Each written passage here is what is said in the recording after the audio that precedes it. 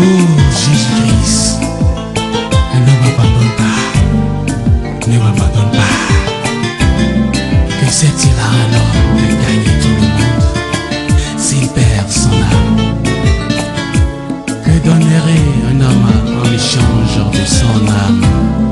Oh Seigneur, ne m'abandonne pas, je serai là. Oui, je serai là. Maranatha, Jésus revient. Maranatha, Jésus revient. Nienotin fina, nienotin fina. Emi o wa níbẹ̀, je serai là, je serai là, je serai là.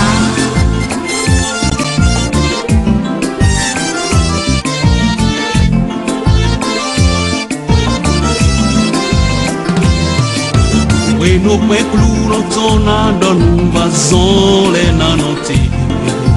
E na iro weke konu te bele po. Na dodo azon ye tori ya tu wega tonu ko. We no pe na don ye noti fine. Nienotin fina, Nienotin fine. nienotin fina. Oh, nienotin fine. Nienotin fina, Nienotin fine. nienotin fina, nienotin fina.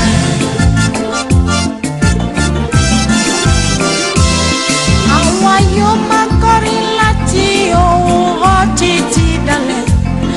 Àwa yóò máa fi ògo fún Ọlọ́run mi. Olùgbàlà yóò máa pè gbogbo wa ní ọmọ rere. Nígbà tí fèrè dùn yóò wà níbẹ̀. Èmi ò wà níbẹ̀, Wà níbẹ̀. èmi ò wà níbẹ̀, Èmi ò wà níbẹ̀. èmi ò wà níbẹ̀, èmi ò wà níbẹ̀. tó bá fẹ́ ronúpìwàdà Veux-tu te repentir? má fi ronúpìwàdà rẹ dọ́là Ne remets pas à demain. ronúpìwàdà lálẹ́ yìí Repends-toi ce soir, nítorí pé ọ̀la lè pẹ́ jù. car demain sera peut-être trop tard. ẹ gbọ́ mi dáadáa. Écoute-moi bien. àti èmi àti ìwọ Toi et moi, Ọlọ́run fi àwọn nǹkan mẹ́ta kan pamọ́ fún wa.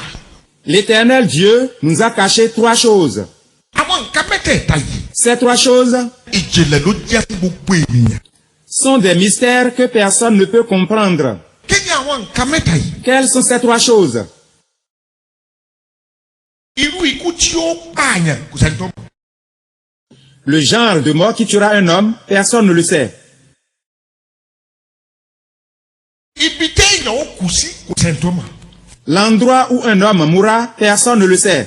ọjọ́ tí kú ó pa ni kò sẹ́ni tó mọ̀. Personne ne sait le jour où elle mourra. irú ikú tí ó pààyàn. Le genre de mort qui tuera un homme, ibi téèyàn ó kù sí. l'endroit où un homme mourra, ọjọ́ tí kú máa pààyàn. le jour où l'homme quittera ce monde, kò sẹ́ni tó lè dáhùn mẹ́tẹ̀ẹ̀ta. personne ne connaît ces trois mystères. ó tilẹ̀ jẹ́ pé a lè dáhùn mẹ́tẹ̀ẹ̀ta yìí. Peu importe que ces mystères soient connus ou non des hommes, ó di dandan gbọ̀n. il est certain gbogbo èèyàn pátá ló máa kú. que tous les hommes mourront. ibì kan lè yóò kù sí. L'homme mourra certainement à un endroit. ikú kan ni yóò pààyàn. Un genre de mort tuera certainement l'homme. àtọkùnrin o Un homme, àtobìnrin o une femme, àtọmọdé o un petit, àtàgbà. un vieillard. kò sí ẹnìkan láyé. Il n'y a personne sous ce ciel. ẹni tó jẹ́ èèyàn jẹ́jẹ́. Est-ce une personne importante capable de dominer le monde entier? àtàlágídí èèyàn. Est-ce un semeur de troubles? àtàjẹ́. Est-ce un sorcier? oṣó. Un médisant? èmèrè. Un possédé? babaláwo. Un charlatan? olóògùn kà. Un enchanteur? ẹni tí ń fìbọn pààyàn kiri. Un tueur à gages? olè. Un voleur? àtẹni tó ń fi ọgbà àlùmọ̀ǹkárá yí gbogbo lọ́wọ́ ẹni. Un escroc qui utilise des moyens frauduleux pour déposséder les gens de leurs biens. Kò sọ́gbọ́n téèyàn ó dá sí i. Il n'existe aucune science capable d'aider l'homme à vaincre la mort. Ó di dandan kí gbogbo èèyàn kú. Tous les hommes mourront certainement. Ìdí àyẹ̀ ni mo fi sọ fún ọ wípé. C'est pour cette raison que je t'invite Ohunkóhun tó o bá fẹ́ ṣe fọ́lọ́run. à faire maintenant même pour Dieu Tètè ṣe ní ìsìn. ce que tu envisages de lui faire. Nítorí pé o màgbà tí kú dé. Car tu ne sais quand la mort surviendra. Ẹ gbọ́ kínní kan. Écoute ceci. Ọjọ́ mẹ́ta lèèyàn nínú ayé. Il y a 3 jours dont l'homme peut disposer sur cette terre. Èmi tí mo dúró yìí. Moi qui suis devant vous Tí mo tún rí orí ọ̀fẹ́ gbà lẹ́ẹ̀kan sí láti bá ẹ sọ̀rọ̀ yìí. et qui a le privilège de m'entretenir avec vous de nouveau, Ọjọ́ mẹ́ta péré ni mo ní láyé. je peux jouir seulement de 3 jours. Wọ́n tó jókòó yìí. Toi qui es assis en face de moi, Ọjọ́ mẹ́ta péré ló ní láyé. c'est pareil pour toi. Màá sì dárúkọ ọjọ́ mẹ́tẹ̀ẹ̀ta. Je vais te citer les 3 jours. Àná, Hier, òní, aujourd'hui ọ̀la. et demain. Nínú ọjọ́ mẹ́tẹ̀ẹ̀ta yìí. Parmi ces 3 jours, Ẹyà kan péré ni tiẹ̀. un seulement t'appartient. Èyí tó kù ìwọ kọ́ ló ní. Les 2 autres ne t'appartiennent pas. Ẹyọ kan tó jẹ́ tiẹ̀ yìí. Le seul jour qui t'appartient, Àná ni. c'est hier. Àná nìkan ni kẹ́. C'est seulement hier qui t'appartient. Òní kì í ṣe tiẹ̀. Aujourd'hui ne t'appartient pas. Ilẹ̀ ọ̀la lè ṣàìmọ́ bá ọ. Tu peux ne pas voir demain qui vient. Gbọ́n tí mo fẹ́ sọ fún ọ yìí. Écoute ce que j'ai à te dire. Ìṣẹ́jú tó wà nù rẹ̀ yìí. La minute que nous vivons Òun ló ní. est la tienne. Wákàtí kan lẹ́yìn àkókò yìí. L'instant qui suivra O lè má ní mọ́. peut ne pas t'appartenir, Orí ìwọ kọ́ ló ní. car il ne t'appartient pas. Nítorí ìdí èyí. Pour cela, Ohunkóhun tó o bá fẹ́ ṣe fọ́lọ́run. ce que tu envisages de faire pour Dieu, Tètè ṣe é ní ìsìn. dépêche-toi de le faire maintenant. Má jò ó pẹ́ jù. Ne permets pas qu'il soit tard. Má jò ó pẹ́ jù rárá. Ne permets pas qu'il soit trop tard, Ohunkóhun tó o bá fẹ́ ṣe fọ́lọ́run. car tu envisageais de faire pour Dieu. Wọ́n kàrẹ́ ní kó fi ṣe. Quoi qu'il en soit, Kó o sì tètè sáré ṣe. dépêche-toi de le faire maintenant, Nítorí ikú òdọ́jọ́ o. car la mort ne prévient pas. Ikú kì í sọ fún èèyàn pé òun ń bọ̀ o. La mort n'avertit pas pour dire je viens. Gbogbo ẹ̀yin tẹ́ ẹ jòkó ìpátá. Supposons qu'à cause de vous ici présents, Bí àwọn bàbá wa bá sọ pé a fẹ́ ṣe ìsọjí. le staff de l'église décrète un programme de réveil spirituel Ìsọjí tá a fẹ́ ṣe yìí. et le but du programme A fẹ́ káńsù ikú ni. est d'anéantir la mort. A fẹ́ fi ìsọjí káńsù ikú lórí gbogbo èèyàn. Au cours du programme, nous allons anéantir la mort et plus personne ne mourra. Òkìkí lọ́dún rédíò. Des communiqués sont passés à la radio Ó lọ́dún tẹlifíṣàn. et à la télévision. Gbogbo èèyàn yá dé. Et les gens ont accouru de toutes parts. Olúkúlùkù wọn gbàdúrà. Tout le monde est invité à prier avec acharnement. Lórúkọ Jésù. Au nom de Jésus en disant, Olúwa yí ikú kú o. ô Seigneur, anéantis la mort, anéantis-la. Olúwa yí ikú kú o. Ô Dieu, anéantis la mort. Ọmọ tí kú ó máa ṣe. Savez-vous ce que ferait la mort? Ṣé ẹ mọ tí ó yẹ? Savez-vous ce qu'elle ferait? A máa fi gbogbo yín rẹ́rìn. Elle se moquerait de chacun de vous. Ọmọ díẹ̀. Savez-vous pourquoi? Sọ̀rọ̀ àdúrà tá à ń gbà yẹn. Les prières que vous êtes en train de Kì í faire ṣe pé àgbà pé ò ní kú mọ́kọ́. ne peuvent pas empêcher la mort de ne jamais vous enlever. Ṣùgbọ́n àdúrà tá à ń gbà ni pé kó o má gbà kú ò ní kúkú. La prière qui te convient lors d'un tel programme est que tu ne meurs de la mort d'une autre personne, Kó o má sì kú láìpé ọjọ́. que tu ne meurs pas en âge de fleurs, Ṣùgbọ́n wàá kú. mais tu mourras certainement. Nítorí ìdí èyí. Pour cela, Ohun tó o bá fẹ́ ṣe fọ́lọ́run. ce que tu as envisagé de faire pour le Seigneur, Ṣé ní ìṣe. fais-le maintenant même. Má dòpẹ́. N'attends pas qu'il soit tard. Àwọn olórin gidi ti kọjá lọ. Des artistes de chansons spirituelles ne sont plus. Ọkùnrin kan wà Nàìjíríà. Il y en a eu un au Nigeria Olórin ni mo fẹ́ràn rẹ̀ pọ̀. que j'ai beaucoup aimé. Ó ní àwọn ológun ànádà. Il dit, où sont les enchanteurs d'hier? Àwọn ọ̀jọ̀gbọ́n ànádà. Où sont les sages d'hier? Àwọn ọlọ́rọ̀ ànádà. Où sont les riches d'hier? They are no more. Ils ne sont plus. Wọ́n ti kọjá lọ o, ọ̀rọ̀ wọn ti di tán. Ils sont tous morts et leurs paroles sont passées dans l'histoire. Wá o. Viens maintenant. Wá nígbà tí Jésù ń pè ọ́. Viens maintenant pendant que Jésus t'appelle. Tètè wá o nígbà tí Jésù ń pè. Viens vite maintenant car Jésus t'appelle. Jọ̀wọ́ má ṣe ṣe ọkàn rẹ lé. Pardon, n'endurcis pas ton cœur. Òní lọ́jọ́ ìgbàlà rẹ o. C'est le jour pour que tu sois sauvé. Ó yẹ kó rí Jésù kí o tó rí kú. Tètè wá o nígbà tí Jésù ń pè. C'est bien que tu viennes à Jésus avant de mourir. Pardon, viens vite à Jésus pendant qu'il t'appelle. Ngbà bàbá wa ń sọ̀rọ̀ lẹ́ẹ̀kan. Tout à l'heure, quand les serviteurs de Dieu parlaient, wọ́n ní ìránṣẹ́ Ọlọ́run yìí ní accident. ils ont dit que j'ai fait un accident. òtítọ́ ni. C'est vrai. òtítọ́ ni. Oui, c'est vrai. ènìyàn Ọlọ́run kan ló wá pè mí. Un serviteur de Dieu m'a invité pé kí wọ́n bá wọn ṣe ìsọjí n'Íbàdàn. pour organiser un programme de réveil spirituel au sein de leur église locale à Ibadan. ìsọjí tí wọ́n ní kí n wá ṣe yìí. Lors d'un tel réveil, mo máa ń lọ láti lọ sọ̀rọ̀ lórí ẹ̀rí mi nípa ohun tí mo mọ̀ nípa omi nígbà náà màá dẹ̀ lọ sínú deliverance Ọlọ́run adẹ́rìn mo ti máa ń ṣe káàkiri nìyẹn. je rends témoignage de mon ancienne vie dans le monde des ténèbres avec la reine des côtes et je prie pour la délivrance de toute l'église. bí mo ṣe wá fẹ́ lọ sí inú ìsọjí. Ce jour-là, quand je partais, mo ń tọ́ ọmọ kékeré kan gbà náà. j'avais un petit enfant en ce temps-là. wá gba ọmọ lọ́wọ́ ìyá ẹ̀. Je l'ai pris chez sa maman mo gbé sí èjìká.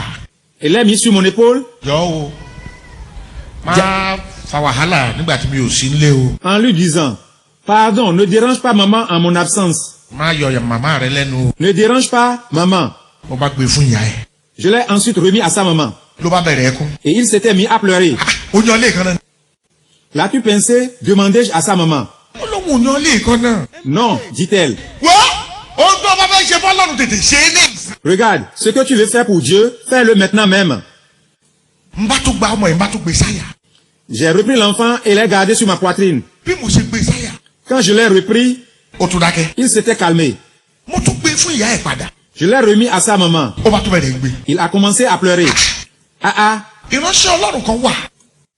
il y a un serviteur de Dieu orúkọ rẹ̀ a máa pé ikú pé méjì lèmi mọ̀ sí a máa jẹ́ ikú pé méjì. de l'ethnie Goun. Il s'appelle Okupe Meji. èmi àtòun lájọ lọ sí ìsọjí. C'était avec lui que j'étais parti pour le programme. nígbà tí ọmọ iṣẹ́ àtẹ̀síwájú láti máa ké. Et comme l'enfant continuait de pleurer, ikú pé méjì wá sọ fún mi wípé.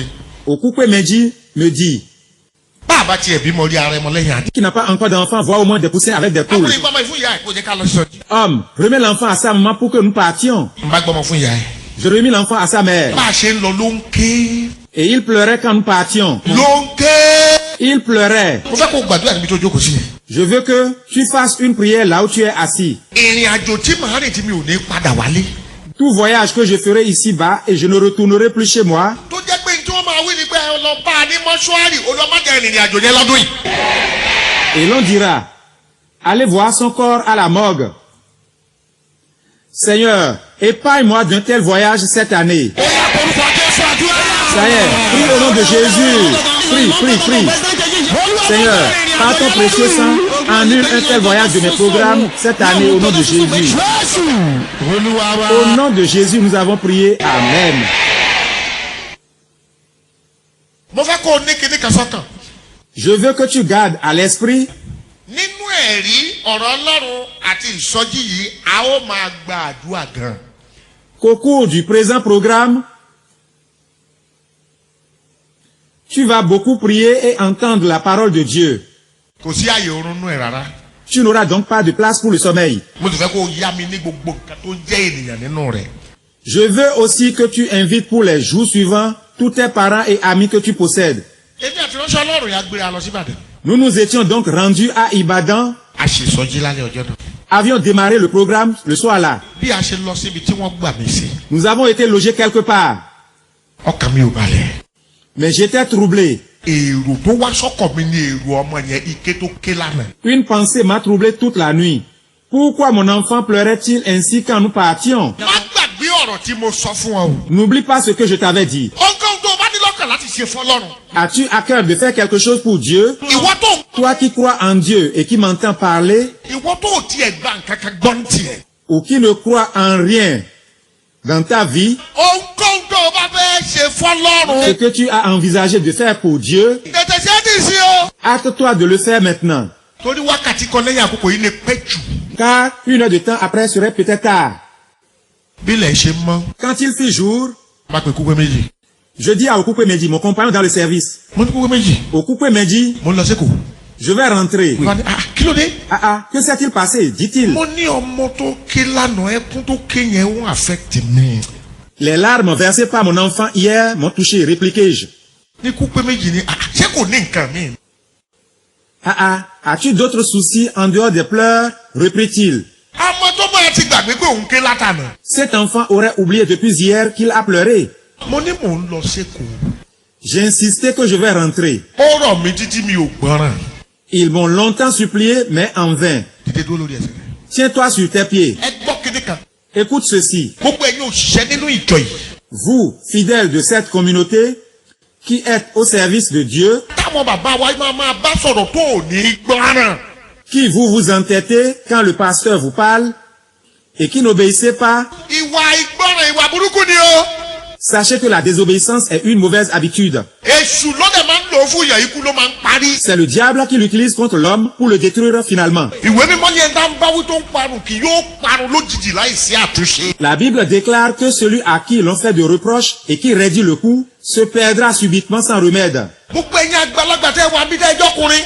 Vous tous, hommes, ọkùnrin lèmi náà. je suis un homme aussi. ọkùnrin ní agídí. Je sais que l'homme est récalcitrant par nature. ènìyàn ọlọ́run á máa bá sọ̀rọ̀ pé má ṣe báyìí báyìí ní kọjá lóhun ti gbọ́ irọ́ ló pa n tó wà lọ́pẹ̀ ló fẹ́ ṣe. Des fois, l'homme de Dieu déconseille de faire ci ou ça, et certains font semblant d'être d'accord alors qu'ils sont contre. olúwa Oh Seigneur, ẹ̀mí àìgbọràn tó wà nínú. l'esprit de rébellion qui me tient en captivité, tó tì mí tó fẹ́ tì mí pa yìí. qui me lie et qui me pousse à la perte, ọlọ́run dáná sun nínú mi nìyí. Seigneur, détruis-le par ton feu, kó tó di pé yóò pa mí run. avant qu'il ne me tue. olúwa dáná sun ẹ̀mí. Seigneur, détruis-le par ton feu. ó yẹ porúkọ jésù àdúrà. Ça y est, prie au nom de Jésus. bàbá ẹ̀mí àìgbọràn. Vous, esprit de rébellion, nínú mi ṣàbùgbé. qui avez pris ma vie en otage tó bá bá tèmi jẹ́ yìí. et qui tentez de me détruire, olúwa pa ẹ̀mí yẹn run nínú mi. oh Seigneur, détruis-les. olúwa parun nínú mi. Oh Seigneur, détruis-les. olúwa parun nínú mi. Oh Seigneur, détruis-les. jésù olúwa wa. C'est au nom de Jésus, nous avons prié. Amen. Assieds-toi. má ṣe gbàgbé. N'oublie pas, ohunkóhun tó bá fẹ́ ṣe. ló dá. il se résigna. ọlọ́run aṣọ yín lọ. Que le Seigneur vous accompagne, dit-il. kẹ́ ẹ tètè padà ọṣẹ mọ̀ pé ìsọjí yìí lágbára. Revenez-nous vite, le programme est important, dit-il. bá ní mo ti gbọ́. J'acquiesçai. ó bá sì mí dé Ìwó road. Il m'accompagna à l'endroit appelé Orodun, sur la voie d'Ibadan. ní bá wọnú mọ́tò tá à ń wí. Je montai à bord d'un bus. mo wá lọ jókòó sí ẹ̀yìn pátápátá ní ọwọ́ òsì. Et m'installai complètement au fond à gauche. mo ṣílẹ̀kùn wíńdò yẹn mo ṣí gíláàsì ẹ̀ síwájú. Je glissai de côté la vitre de la fenêtre qui s'ouvrit. mo ra gúgúrú méjì mo fún kúgbé méjì nìkan èmi náà ń jẹ kan. J'achetai 2 galettes, j'en mangeai une et je donnai une à Okupe Meji. ní kúgbé méjì ní ẹ má pẹ́ o. Celui-ci m'exhorta à ne pas tarder. ẹni tí ò ní tó ìṣẹ́jú mẹ́wàá tó ń dá ọgbọ̀n ọdún mo ní mi ní pẹ́ dé. Ignorant ce qui allait se passer dans 10 minutes, je m'étais engagé pour des choses qui se feront 30 heures plus tard. wọ́mi Regarde-moi, bó o ṣe jókòó yìí. tel que tu es assis, ẹni tó lẹ̀ mí nìkan ló mọ̀gbà tó wọ́n gbà. seul le maître du souffle sait quand il faut le retirer. ìwọ kọ́ ló ní. Tu n'es pas le maître de ton souffle. a fi fún ọ ní. On te l'a donné. ìgbàkigbà tó bá wọ ẹni tó lẹ̀ mí ni yóò gbà nǹkan ẹ̀. Le maître du souffle peut te le retirer quand il le voudra. torí náà kó tó bá fẹ́ ṣe fọlọ́run tètè ṣe é ní ìsìn. Pour cela, ce que tu veux faire pour Dieu, fais-le maintenant même. lọkùnrin táwọn wí ló bá kó wọnú mọ́tò. L'homme dont nous parlons était déjà entré dans le ló véhicule. bá bá eré wo express ọ̀nà Ìbàdàn. Le chauffeur a démarré à vive allure sur la voie express d'Ibadan. bá a ṣe ń bọ̀ tó kù díẹ̀ ká débi Guru Maharaji ọkùnrin kan wà wọ́n pè ní Guru Maharaji lọ́nà Ìbàdàn bẹ́ẹ̀. Un peu avant l'endroit appelé Guru Maharaj, sur la voie d'Ibadan, mo kàn gbọ́ létí mi ni. j'entendis une voix me dire, Abraham Abraham, mọ́tò yìí máa l'accident ó dẹ̀ máa kú. ce véhicule fera un accident et tu mourras.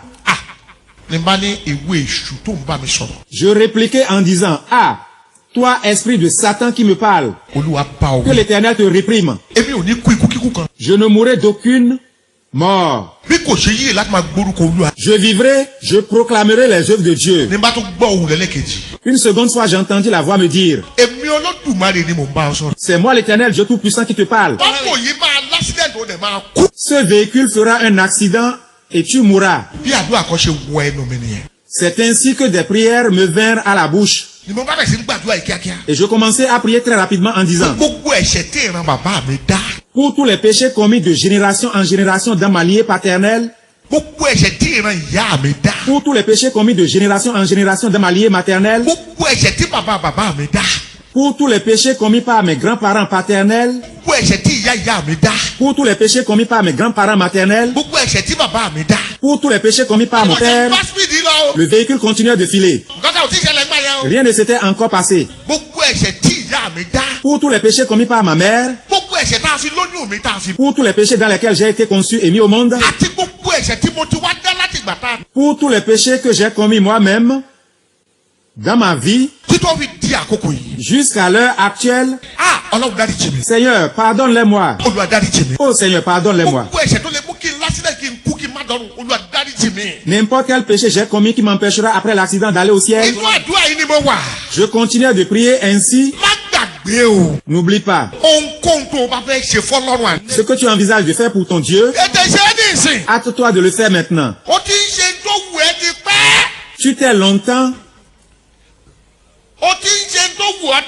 Tu t'es longtemps comporté comme tu veux.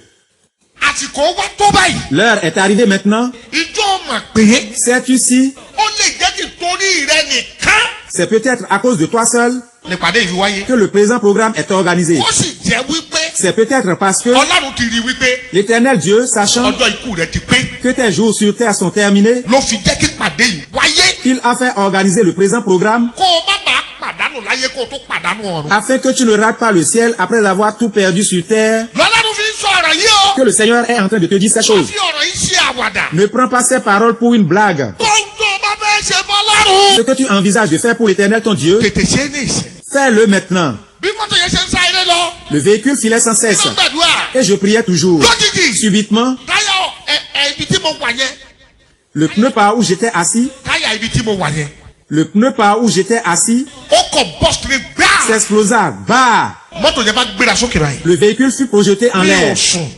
Je ne dormais pas. gbéra sókè báyìí mò ń wo gbogbo ẹ̀. Je le regardais quand il allait en l'air. ẹgbẹ́ ibi tí mo jòkó sí yẹn ló fi balẹ̀ lẹ́yìn. L'endroit où j'étais assis tomba violemment au sol. bó ṣe balẹ̀ gbìn. Et quand il chuta, bim, au sol, èmi tó pin mo gbọ́. j'ai su quand il était tombé violemment, bim, sur le ó dos. tún balẹ̀ ó tún bá speed lọ.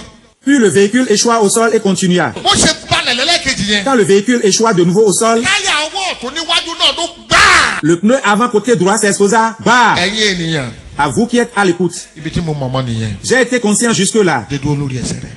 Tiens-toi debout.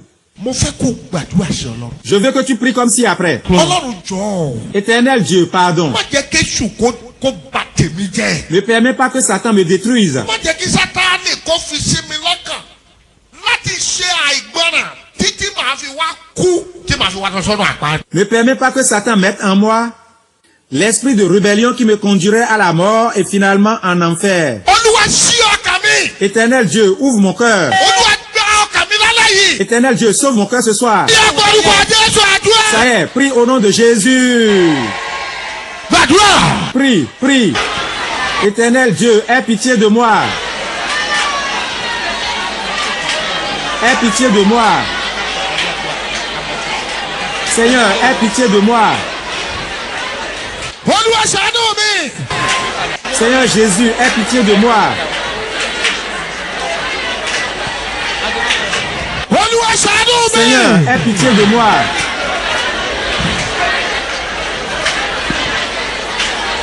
Éternel Dieu, aie pitié de moi.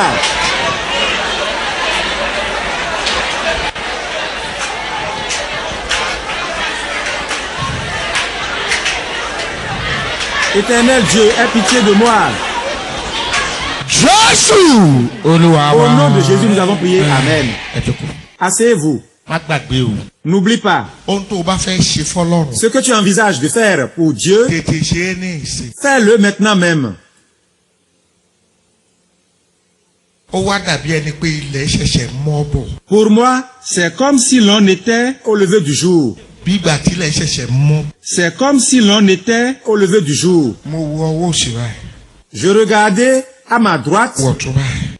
je regardais à ma gauche, mo wá rí àwọn èèyàn tí wọ́n ti tò lọ. Je vis une longue file de personnes. àwọn mọ́tò tó ń bọ̀ lọ àtàwọn tó ń bọ̀ wọ́n ti park wọ́n ti tò lọ. À l'aller comme au retour, des véhicules en stationnement s'étaient alignés. èmi ò mọ̀ ṣùgbọ́n ẹ̀jẹ̀ ti bo gbogbo orí mi. Je ne savais pas que j'avais du sang partout sur la tête. àwọn obìnrin kan káwọ́ lé ni wọ́n ń ṣe ìkúnlẹ̀ abiyamọ o. En pensant aux douleurs d'enfantement des mamans, des gens se lamentaient la main sur la tête. ìkúnlẹ̀ abiyamọ o. Imaginez les douleurs d'enfantement de leur maman. mo wá ń sọ fáwọn èèyàn pé. Je disais aux gens, ẹ wá gbé mi. pardon, venez me prendre. tó ẹ wá gbé mi. De grâce, venez me prendre. ọkùnrin Abraham kò sẹ́ni tó máa wá gbé ẹ ń bì. Abraham, personne ne peut te sortir de là. ṣùgbọ́n màá fún ẹ ní agbára ìkẹ́. Mais je vais te donner une dernière force. tó fi lè jáde. Pardon, tó fi lè jáde. qui te permettra de sortir. gbogbo glace mọ́tò yẹn ti fọ́. Toutes les vitres du véhicule s'étaient brisées. tiwájú àtẹ̀yìn àti gbogbo glace ẹgbẹ̀gbẹ́ gbogbo ẹ̀ ti rún. Devant comme derrière, elles s'étaient toutes brisées. mọ́tò yẹn ti wá kọjú padà sẹ́dọ̀ Ìbàdàn ó ti rún wẹ́ gẹ́gẹ́ sẹ́gbẹ́ kan báyìí. Sa carrosserie s'était pliée d'un côté. irin tó wà níbi tẹ́mi jókòó sí lọ́wọ́ iwájú ó ti tẹ̀ báyìí ó ti tẹ̀ àyà mi. lẹ́yìn tó tẹ̀ mí lẹ́yìn. L'une de ces traverses s'étant pliée m'avait coincé à l'intérieur au niveau de la poitrine. agbára yẹn sì wọ inú mi lóòótọ́. Soudain, une force m'avait pénétré. nítorí àkókò wa. Je note que l'heure est avancée. bá ti kìíní yẹn síwájú. J'ai enfin repoussé la traverse, nígbà tí mo ti irin yẹn síwájú. et quand je repoussais la traverse, mo wá gbà tójú wíńdò jáde. je sortis du véhicule par l'une des fenêtres. kí máa jáde. Lorsque je suis sorti, mo ráwọn èèyàn tó ń tẹ́ sílẹ̀. j'ai vu des gens couchés au sol. mo ráwọn tó ń gbé jókòó sílẹ̀. D'autres sont assis tí wọ́n ń da omi lé et wọn. l'on versait de l'eau sur leur tête. ọkùnrin kan dúró tì mí báyìí. Un homme se trouvait à côté de moi. èmi wá fẹ́ sọ fún un pé nǹkan kan ò ṣe mí. Je n'ai rien eu, lui ai-je dit. kẹ́ ẹ lè mọ̀ pé nǹkan kan ò ṣe mí. Pour que tu saches que je n'ai rien eu, màá rìn ní ìsìn o. je vais marcher maintenant. mo ti gbé ẹsẹ̀ báyìí. Ayant fait un pas en avant, àṣé mo kiri mọ́lẹ̀. j'ai commencé à courir sans le savoir. ni mo wá gbọ́dọ̀ nìkan gbàdúgbò ẹmú. Quelqu'un cria et dit, arrêtez-le, arrêtez-le. kò gbọ́dọ̀ ṣubú kò gbọ́dọ̀ ṣubú. Il ne doit point tomber. Empêchez-le de ó bá tomber. ṣubú ó máa kú ni. Il mourrait s'il tombait. wọ́n bá ra mú mi lọ́lẹ̀. Je fus rattrapé et fus doucement couché au sol. òǹgbẹ kan wá gbẹ mí láti. Je commençais à sentir du fond de moi une forte soif. mo wá pariwo mo ní ẹ̀jẹ̀ fún mi lómi. Et je commençais à crier en disant, pardon, donnez-moi un peu d'eau. ẹjọ́ torí Ọlọ́run ẹ fún mi lómi. Je vous en prie, donnez-moi un peu d'eau. bí mo ṣe bẹ̀ sí sọ bẹ́ẹ̀. Quand je parlais ainsi, láláàánú kan bá sáré lọ bá mi gbé omi wá. une femme courut et revint avec de l'eau. lẹ́nìkan wá gbàdúgbò ẹ má fún lómi yẹn ẹ má fún lómi yẹn. Quelqu'un cria et dit, ne lui donnez point l'eau. tẹ́ ẹ bá fún lómi yẹn. Si vous lui donnez de l'eau tó bá mú. et qu'il boive, ó máa kú ni. il mourrait. àṣọkùnrin yẹn ń ṣe mí lóore ni. C'est réel ce que disait cet homme. inú mi ò dùn sí ní tó ṣe lọ́jọ́. Mais j'étais mécontent à cause de ses propos. abájọ Jésù wípé òǹgbẹ ń gbẹ mí. N'est-ce pas pour cause que Jésus a dit sur la croix, j'ai soif. òǹgbẹ tí Jésù sọ pé ó ń gbẹ òun lọ́jọ́ náà. La soif que Jésus a exprimée ce jour-là òǹgbẹ ìgbàlá ọkàn gbogbo ìwọ tó ń gbọ́ mi pátá yìí ni. est l'image de son ardent désir de racheter l'humanité de ses péchés. torí pé kò fẹ́ kó o lọ sọ́run àpáàdì. Car il ne veut pas que tu ailles en enfer. ṣùgbọ́n òǹgbẹ tó gbẹ èmi lọ́jọ́ tá à ń wí yìí. Mais la soif que j'ai ressentie ce jour-là, òǹgbẹ ẹ̀jẹ̀ tó ti jáde lára mi tó kọ. c'est le résultat du sang que j'ai perdu en abondance. bí wọ́n ṣe gbé mi sílẹ̀ ẹlẹ́ nìyẹn. J'étais toujours allongé au sol. wọ́n wá sọ wípé dókítà kan ń bọ̀ láti Ìlọrin General Hospital ó má dìyàwó ẹ̀. Quand on m'annonça qu'un médecin venant d'Ilorin avec sa femme òun ni wọ́n sọ pé ó lọ tán padà tó wá ní ó wá gbé mi pé kí wọ́n gbé mi lọ sí UCH. s'est retourné pour m'emmener à l'hôpital. mi ò tí ì mọ dókítà náà dàárọ̀ ṣùgbọ́n lórúkọ Jésù ibi tó bá wà yóò dáa fún wọn àtìyàwó ẹ̀. Jusqu'à ce jour, je n'ai point connu ce docteur, mais qu'il soit béni où il se trouve lui et sa femme. ẹ̀yin ènìyàn Mes bien-aimés, níbi tí mo mọ̀ mọ́ nìyẹn. c'est ce que j'ai pu savoir des faits. náà tí ènìyàn bá fẹ́ fi tọ́pẹ̀ tí ènìyàn bá fẹ́ kú. Si quelqu'un est sur le point de mourir, báwo ló ṣe máa ń ṣẹlẹ̀. comment cela se passe-t-il? ká ní pé èèyàn wà lọ́sibítù. S'il est à l'hôpital, ẹ̀yin náà máa fojú lóò lórúkọ Jésù ò ní lọ́nà lọ́sibítù. au nom de Jésus, tu n'iras pas à l'hôpital. Amen. ṣùgbọ́n ká ní pé èèyàn fẹ́ kú. Si quelqu'un est sur le point de mourir, wọ́n ti gbóúnjẹ tàárọ̀ dé.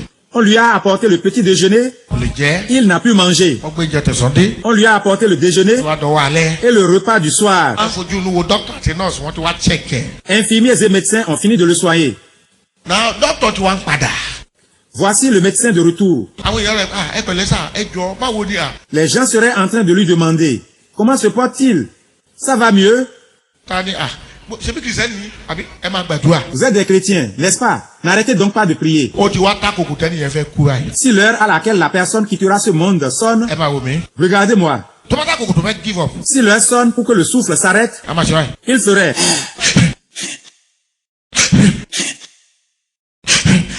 tó bá dé stage kan. À un moment donné, a máa ṣe. il ferait.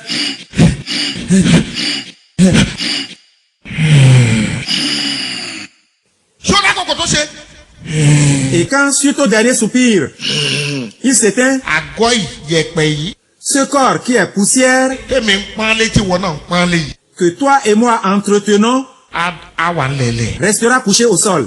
ẹni gangan tó ń jẹ́ ìwọ àti èmi. Ta vraie personne qui est ton identité, aussi mon identité, á jáde ní ìhòòhò. sortira du corps tout nu. á dúró ní ìhòòhò báyìí. Elle restera nue, debout. torí ìhòòhò lèmi àti wọn wáyé. Car nous sommes venus dans ce monde nus. ìhòòhò náà là á padà. Et nous le quitterons aussi nus. ìgbà tó ń bọ̀ ó di ọwọ́ báyìí. En venant au monde, tu avais les poings fermés. tábàdà àwọn dókítà mi tàbí nọ́ọ̀sì. Demande à une sage-femme ou à un médecin. tó o bá fẹ́ ṣe ọwọ́ yẹn tipátipá ló máa fi ṣe àtúntì padà. C'est avec force que tu ouvriras les poings d'un bébé et il les refermera aussitôt. ṣùgbọ́n pẹ̀lú gbogbo gìràgìrà tó ráyè ọlọ́run yìí tó dájọ́ owó ló kàn ń léyìí ìjọ tó o bá máa padà bó ṣe máa la ọwọ́ rẹ rè.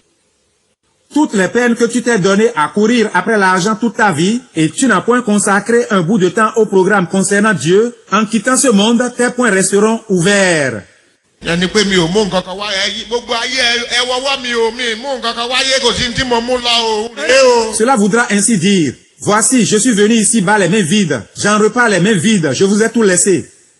àwọn èèyàn wọn máa ké wọn máa sunkún. Les gens seraient en train de crier et de pleurer. gbogbo wọn máa ké. Ils seraient en train de pleurer. bí wọ́n ṣe ń ké yẹn. Pendant qu'ils sont en train de pleurer, òun wà lórí ìdúró. ta vraie personne serait debout. a fẹ́ lu ìyàwó ẹ̀ tàbọ́kọ ẹ̀. La vraie personne qui est sortie du corps voudra toucher son époux, son épouse tàbí ọmọ ẹ̀. ou son enfant èmi rèé. pour leur dire, me voici, mais je suis là, tout en essayant de les toucher. atẹ́gùn ló máa gbá. Sa main passera sans les saisir comme s'ils étaient du vent. Sa main ne les touchera pas. àwọn èèyàn máa sunkún ṣùgbọ́n wọn ò ní rí. Les gens seraient en train de pleurer, mais ne la verront pas. òun á wá dúró báyìí. Ta vraie personne serait wọ́n debout. tó àkókò kan. À un moment donné, a wá ní àbí mo ti kú nìyẹn.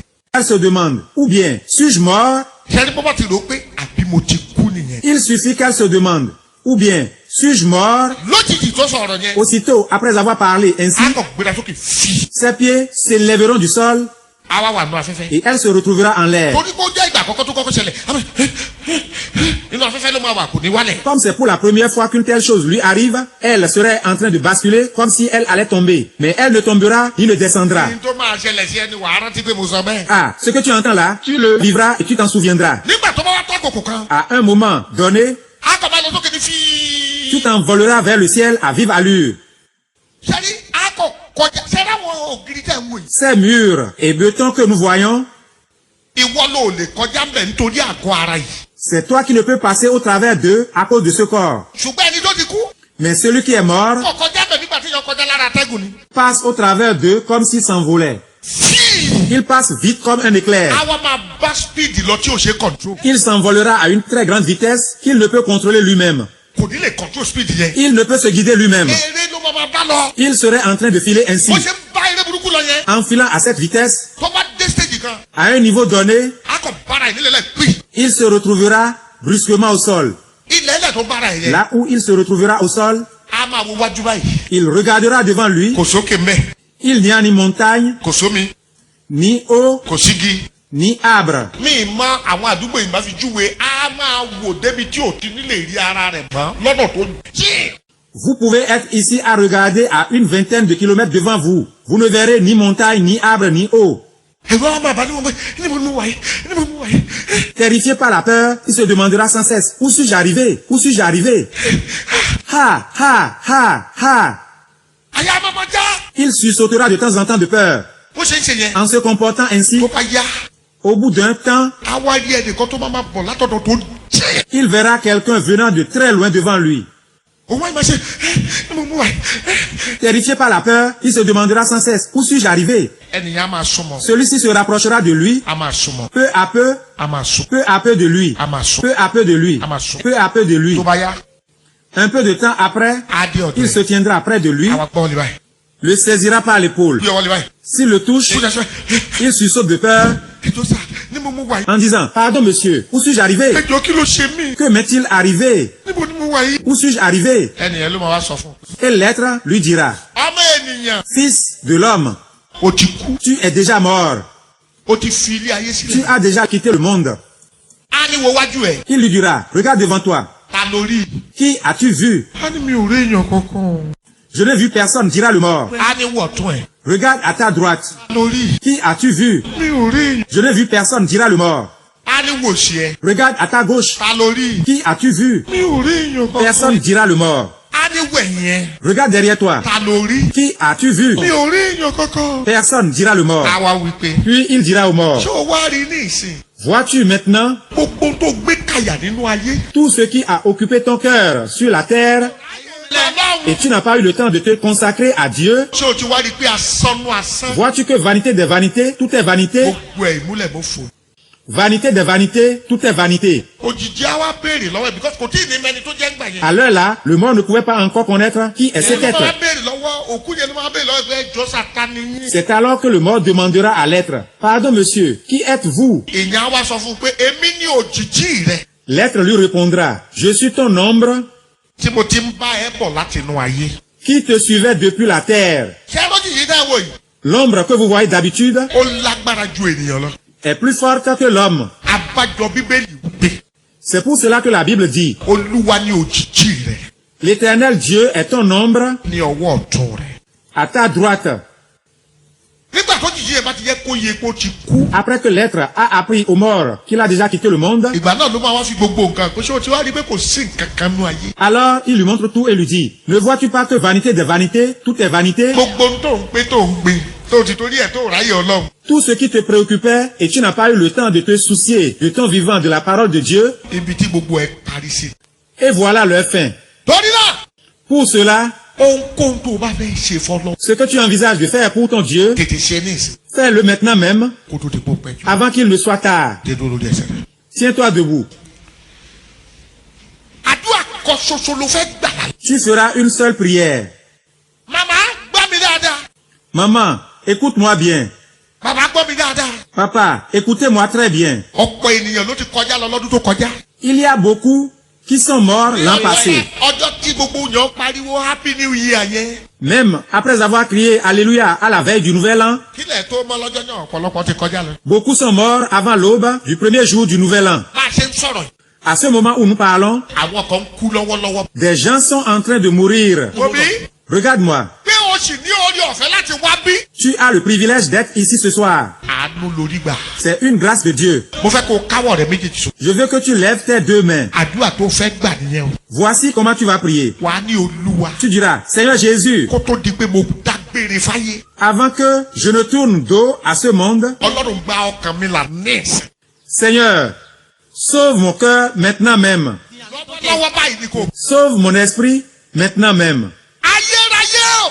Dieu d'éternité en éternité, Mo fi títóbi rẹ bẹ̀ ọ́. je te supplie à cause de ta grandeur et de ta providence, Ọjọ́ tí màá pàdé òjijì mi ní ìgbà àkọ́kọ́. le jour où je rencontrerai pour la première fois mon ombre, Lẹ́yìn tí màá filé ayé lẹ̀.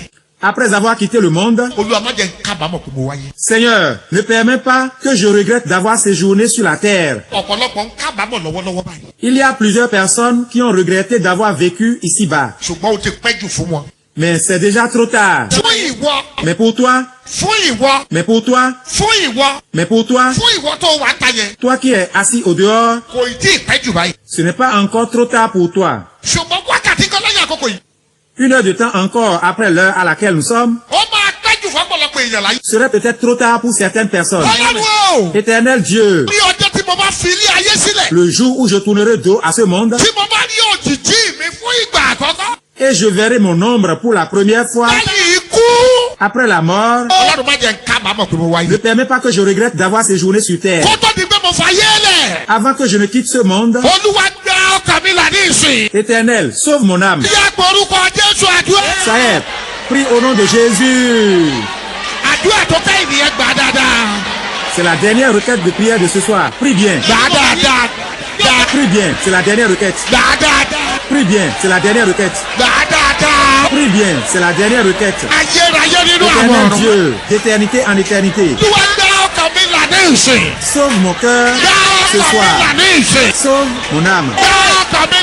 Sauve mon cœur ce soir. Ne permets pas que je regrette d'avoir été de passage sur terre. Ne permets pas que je regrette d'avoir séjourné sur la terre. Ne permets pas que je regrette d'avoir séjourné sur la terre. Fais-moi miséricorde. Fais-moi miséricorde. Fais-moi miséricorde. Fais-moi miséricorde. Fais-moi miséricorde. Fais-moi miséricorde. Fais-moi miséricorde. Fais-moi miséricorde. Sauve-moi. Sauve-moi. Sauve-moi. Sauve-moi. Sauve-moi. Sauve-moi. Sauve-moi. Sauve-moi. Sauve-moi. Sauve-moi. Sauve mon âme. Sauve mon âme. Sauve mon âme. C'est au nom de Jésus que nous avons prié. Amen.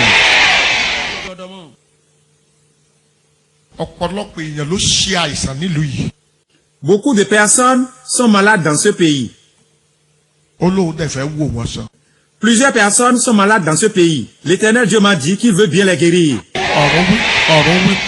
Les cieux m'ont dit qu'il y a une femme qui fait de fausses couches. Le Seigneur a dit qu'il la guérira. Pour cela, demain soir, demain en venant, toi et tes invités,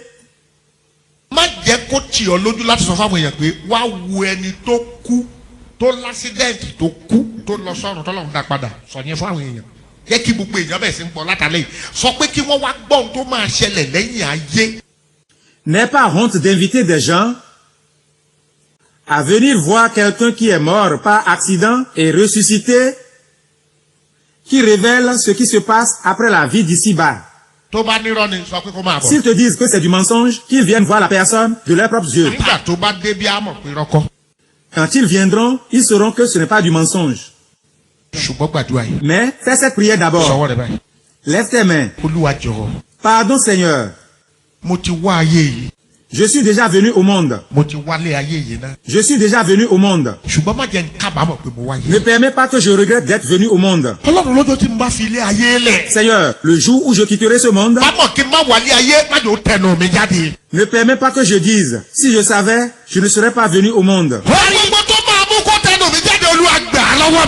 Seigneur Jésus, tout ce qui serait encore en moi, ou tout comportement qui m'amènerait, après ma mort, à m'interroger en me disant, pourquoi suis-je venu au monde? Seigneur Jésus, débarrasse-moi de tout. Prie, prie. Tout ce qui me ferait regretter mon séjour sur terre, tout ce qui m'empêchera d'entrer dans ta gloire, tout ce qui fera que je grincerai les dents pour l'éternité. Oh Seigneur, sauve-moi de toutes ces choses. Sauve-moi de toutes ces choses. Sauve-moi de toutes ces choses. C'est au nom de Jésus que nous avons prié. Amen.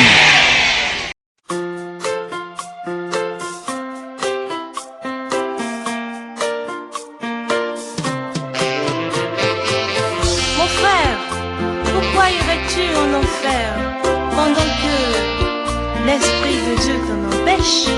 Oh, ma sœur, pourquoi irais-tu en enfer pendant que le Dieu d'amour te tend une perche? Mon frère, pourquoi irais-tu en enfer pendant que l'Esprit de Dieu t'en empêche? Ìwọ arákùnrin, ìwọ arábìnrin, èé ṣe tí ìwọ yóò fi lọ sọ́run àpáàdì nígbà tí Ọlọ́run kò fẹ́ bẹ́ẹ̀? Nígbà tí ó na ọwọ́ àánú rẹ̀ sí ọ nínú ipò ẹ̀ṣẹ̀ jíjì tí ó wà, kí ìwọ kí ó sì fa ọwọ́ àánú náà lónìí, èé ti rí tí ìwọ yóò fi lọ sọ́run àpáàdì lẹ́yìn ikú rẹ. Gbọ́ àwọn ọ̀rọ̀ wọ̀nyí kí o sì gba ẹ̀mí rẹ kúrò lọ́wọ́ agbára ọ̀run àpáàdì.